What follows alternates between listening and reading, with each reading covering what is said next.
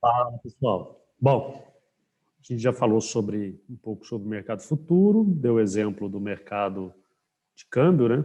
E agora vamos falar sobre o mercado do Ibovespa, futuro de Ibovespa, né? Depois a gente fala sobre o futuro de DI, e aí fecha esses vídeos sobre o mercado futuro. Aí teria só o mercado agrícola, eu acho que não é muito o tema da aula, né? Mas o mercado agrícola é muito tranquilo também, mas na verdade é mais fácil do que esses demais aí. Então, o contrato de Bovespa, você negocia o índice, né? O índice Bovespa. E aí cada ponto vale R$ 1, no mínimo 5 contratos, pares, né? E isso é liquidação financeira, né? Vamos lá, a gente viu o mercado aí de câmbio. Na aula anterior a gente vai falar agora sobre o mercado Ibovespa. Eu não vou detalhar esse esquema do ajuste diário, mas é basicamente igual para todos. Só no caso desses mercados de taxa de juros, cupom cambial, FRA, mercado de DI, que é um pouco diferente, mas Ibovespa, câmbio e agrícola são iguais, né? Então, o mercado futuro de Ibovespa são negociados, basicamente, como eu falei, o índice Ibovespa. O índice Ibovespa é um termômetro da economia, é uma carteira de investimentos que a Bolsa faz e acompanha se está crescendo ou caindo nas carteiras com maior liquidez. E aí, se o índice Bovespa sobe, significa que as ações da Bolsa, de forma geral, a maioria, as que têm mais liquidez, né, que são mais negociadas, subiram, né? Então, são cotados em pontos, cada ponto vale R$ 1. E os contratos mini 20 centavos, igual eu falei anteriormente, né? Então, a função, para que serve, então, os contratos de Bovespa? A função é mais no sentido de fazer com que os fundos criem um mecanismo de proteção, né? Porque, poxa, eu tenho um fundo de investimento que tem, sei lá, 40 empresas. Para eu proteger contra a queda dele, como que eu posso fazer? Eu vou no mercado futuro e negocio contratos para cada carteira, para cada ativo, 40 ações, papéis diferentes, não dá, né? Não tem um só que simboliza aí praticamente todo o grupo, tem, é o Ibovespa, é uma proxy interessante, né? Então essa que é a ideia. Então serve para fundos de investimento, clubes de investimento, ou o seu investimento aí que você tem na sua casa, né? Se tiver lá, sei lá, 10 investimentos, 10 carteiras diferentes, se tiver um só, você pode ir direto no futuro de ações, igual eu mostrei, se for um daqueles grupos ali, né? Então, olha só um exemplo. Ó. Considere um fundo de investimento em ações, o FIA, que tenha sob gestão, sim, R$ 100 milhões. Então, R$ 100 milhões. Inseguro com o futuro da Bolsa, o gestor do fundo decide fazer um hedge no mercado futuro de Ibovespa, vendendo contratos futuros. Poxa, ele vai vender porque ele está com medo de cair, né? E se cai o Ibovespa, significa que as suas ações também reduzem, despenca, né? E aí os seus R$ 100 milhões, quem está com as ações vão ficar desesperados, os cotistas do fundo, né? Então, dessa forma, vou pegar aqui a cotação do Ibovespa, suponho que está a 130 mil pontos, exemplo hipotético, e o Ibovespa futuro, o índice E21 para dezembro é 12, mês par, né? Então tem negociação. Então tá lá, 131, 136 pontos. Beleza. Aí, pô, ele tá com medo de cair aquele 131, cair lá para, sei lá, 120, 100, não sei. Então o que ele pode fazer? Vai lá e negocia. Então, como que eu descubro o número de contratos? É um pouco diferente. Isso daqui é um dado interessante, né? Presta atenção que é um pouquinho diferente dos demais, né? A lógica é a mesma, o valor da carteira dividido pelo valor do índice vezes a convergência. Isso está fácil, né? Era o mesmo caso lá do dólar, né? Poxa, era 2 milhões, cada contrato era 50, a gente dividiu, né? Aqui o valor da carteira, no caso ali, é o quê? 100 milhões, né? 100 milhões. Dividido pelo índice é pontos, cada contrato, então, são quantos reais? Poxa, o M1, aqui é o M1. Então, são 130 mil pontos, é 130 vezes 1, então eu consigo descobrir o número de contratos. Não, eu tenho que ver a sensibilidade da minha carteira em relação ao Ibovespa. Então, se o Ibovespa sobe, minha carteira sobe muito mais, eu tenho que proteger mais do Ibovespa, não só o número redondo de contratos. Se o Ibovespa sobe, minha carteira sobe pouquinho, a sensibilidade dela em relação ao Ibovespa é pequena, então não preciso me expor tanto no Ibovespa. Então, eu vou proteger o quanto a minha carteira tem de relação com o Ibovespa. Então, esse é o beta, né? É o beta das ações, é super conhecido. Como que eu calculo o beta das ações? Eu pego a minha carteira, eu coloco aqui o Ibovespa no eixo, depois eu coloco o outro eixo, a minha carteira de investimento, nesse caso é o fundo. E eu vejo, poxa, quando o Ibovespa subiu 10%, aqui ó, subiu 10%, Quantos por cento subiu minha carteira? Sei lá, 15%, um exemplo. Então, põe um ponto aqui. Aí eu pego dados diários, né, e verifico quanto que cada dia subiu o Ibovespa, quanto subiu minha carteira. Caiu o Ibovespa, quanto caiu minha carteira.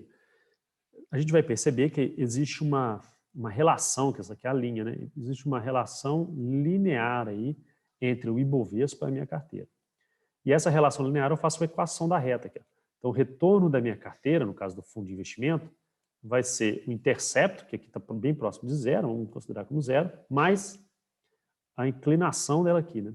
Que é 1,7. Ou seja, para cada vez o retorno do Ibovespa. Então, para cada 10% que o Ibovespa subir, seta para cima, olha lá, o Ibovespa subir, a minha carteira vai subir 17%. Ó.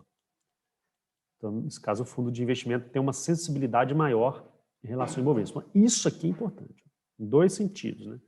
Principalmente por causa disso. Como que eu calculo isso ao invés de fazer isso? No Excel, ploto o gráfico, botão direito do mouse, inserir reta de tendência, equação de tendência e tal, é isso. Ou eu posso fazer via covariância dividido pela variância do Ibovespa. Aí acho 1,7 da mesma forma. Agora, a gente determina o número de contratos. 100 milhões na minha carteira, 130 pontos vezes 1, beleza, vezes 1,7, dá 1.308 contratos do Ibovespa. Legal. Olha só, então se o Ibovespa está 130 mil, e aí eu vou estar o quê? Poxa, se eu não quero que caia, né? Então eu entro vendido, né? Essa aqui é a ideia, né? Então vamos lá. Então se o subir é bom para mim, né? Então se o Ibovespa está 130 mil pontos, imagina agora um cenário que o Ibovespa caia até dezembro. Poxa, se o Ibovespa cair para 117 mil pontos, significa que caiu ali 10%, né? 10%. Ou seja, na minha carteira, o que acontece no caso da minha carteira, o fundo de investimento, né? 100 milhões de reais, quanto que ele vai cair? 10% também? Não, porque a sensibilidade dele, o beta, é de 1,7. Então, volta aquilo que eu mostrei. Ó. Aqui, ó. Isso. Ó. Se sobe 10%, sobe 17%. Se cai 10%, cai 17%. Então, ó, se o Ibovespa cair 10%, 130 for para 117 mil, minha carteira vai cair quanto? Olha lá, que é aquela função ali. Então, o retorno do meu fundo vai ser igual a zero, né? Porque 0,000, né? Zero mais 1,7 vezes o retorno do Ibovespa. O retorno do Ibovespa aqui foi 10% negativo, fazendo a conta, então, dá 17%, que corresponde a 83 mil pontos. Né?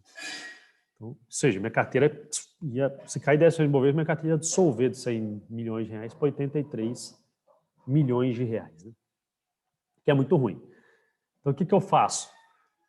Se eu entrar vendido e o Ibovespa cair naquele cenário de queda, qual que é a conta? Se ele cair para 117 mil pontos, então significa que, como eu travei na Bolsa a 131.136, que era a cotação, fui lá e pá, travo ela, né, para dezembro. Chega em dezembro, ele bate 117, eu ganho a diferença. A diferença dá o quê? Dá 14.136 pontos. Poxa, 14.136 pontos vezes o número de contratos, 1.308 contratos, vezes 1, né, que o M era 1 para converter em reais, dá 18.489.888 reais na conta corrente. Então, se eu sou um especulador e eu entrar vendido na bolsa, eu acertar a direção, eu ganho isso aqui, morre aqui. O especulador fica aqui, ó, fica feliz. Né? Agora, eu não sou especulador, eu sou um fundo de investimento, gestor de um fundo. Então, o gestor do fundo, um fundo dele, caiu 17%. Então, de 100 milhões, foi para 83 milhões. Os cotistas do fundo vão ficar desesperados. Não vão, porque o fundo também operou na bolsa, vendido, e aí ganhou, que é positivo, esse valor aqui, ó. 18.489.000. No final, então, o fundo até saiu positivo lá. Saiu com exatamente 101.489. É perfeita a conta? Não é perfeito por causa dessa sensibilidade, né? O RED nunca fica perfeito no caso de índice, mas ficou bem próximo dos 100 mil que ele queria a princípio. Então, ou seja, é como se fosse assim, todo mundo despencou e o fundo ali ele conseguiu proteger, né, no mercado. Então, essa que é a ideia. No cenário contrário, eu não fiz, mas daria para fazer também, daria na mesma, né? Só que, ao invés de eu receber, que seria negativo, então esse valor aqui seria acima de 100 mil, e aí eu teria que pagar para a Bolsa, e aí ficaria negativo na Bolsa, o especulador ficaria triste. Bem, pessoal, então essa aqui é a ideia. Muita gente entra operando no mercado, não para ganhar 18 milhões, porque eles operam no mercado mini, que é 20% disso tudo aqui, um contrato. Né?